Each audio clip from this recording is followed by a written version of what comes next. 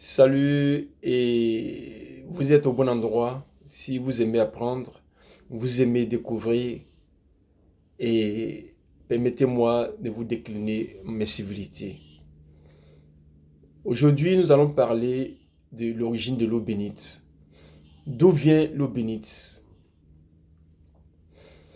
L'eau bénite provient du docteur chercheur Emoto Masaru, un éminent universitaire qui fit ses recherches autour de l'eau et il développa la théorie de la communication de l'eau.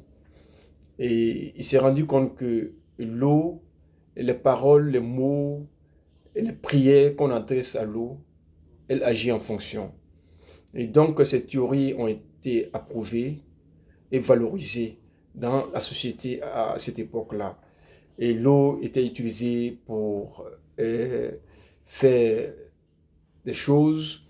L'eau était utilisée pour guérir des malades, l'eau était utilisée pour des bénédictions et autres, mais également était utilisée pour d'autres fins.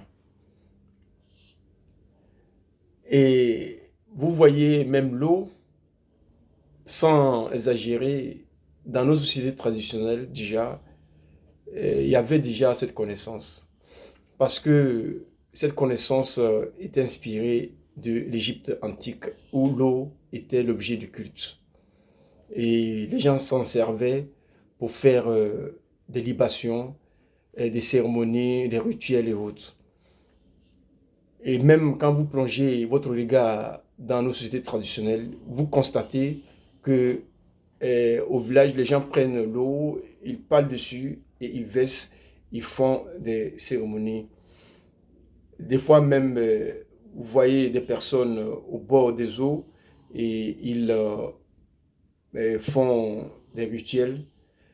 Et nous voyons dans cela, déjà l'eau bénite provient de la culture japonaise avec les travaux de recherche de Emoto Masaru, l'éminent universitaire qui a valorisé la communication de l'eau. Et aujourd'hui, elle est devenue une habitude dans nos mœurs. Eh bien, mais qu'est-ce qu'il faut retenir pour nous? Aujourd'hui, nous réalisons que l'eau entend, a une mémoire, tout ce que l'on lui dit. Et aujourd'hui, nous voyons aussi que l'eau est utilisée pour faire des bonnes choses. L'eau est utilisée pour faire des bénédictions et autres. Mais ce qu'il est un peu déplorable est que c'est un peu euh, méconnaître la nature, méconnaître la science, méconnaître un peu la tradition de l'eau. Et d'autres vont charger des bassines et des bidons pour aller se faire des eaux bénites ailleurs.